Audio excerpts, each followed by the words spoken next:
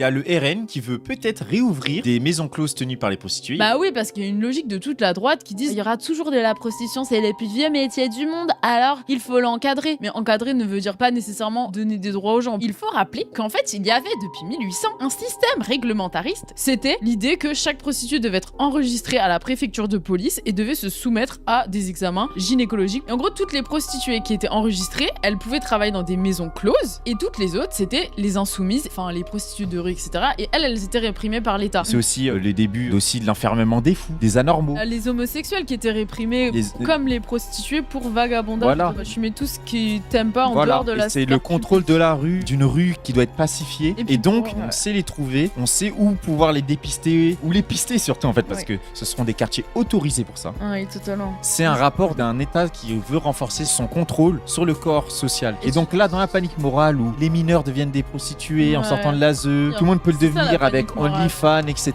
C'est qu'en fait, à partir du moment où c'est l'État qui façon, met en place ce système-là et qui du coup va sûrement fixer des règles pour savoir quel TDS peut faire son travail et quel ne le peut pas. Dans le Stras, une de leurs revendications, c'est la régularisation de tous les sans-papiers. Or, le RN est complètement contre ça. Le Stras, leur idée, c'est l'accès aux droits. Ils peuvent pas lâcher leurs frères et sœurs de condition qui n'ont juste pas les papiers. Bah là, on va pouvoir leur faire la guerre, mais la guerre, tu vois. Dans l'idée aussi de rejouer les bonnes TDS contre les mauvaises qu'on va renvoyer dans leur pays. Ce que nous voulons, le droit de travailler où nous voulons, le droit de nous associer avec qui nous voulons, le droit de travailler avec qui nous voulons, le droit de travailler comme nous le voulons. Cela inclut donc d'abroger les lois sur le racolage et le proxénétisme qui nous empêche d'organiser notre travail et de nous loger de manière indépendante. En voulant dissuader l'existence de la prostitution, ces lois ne nous protègent pas, elles nous mettent en danger.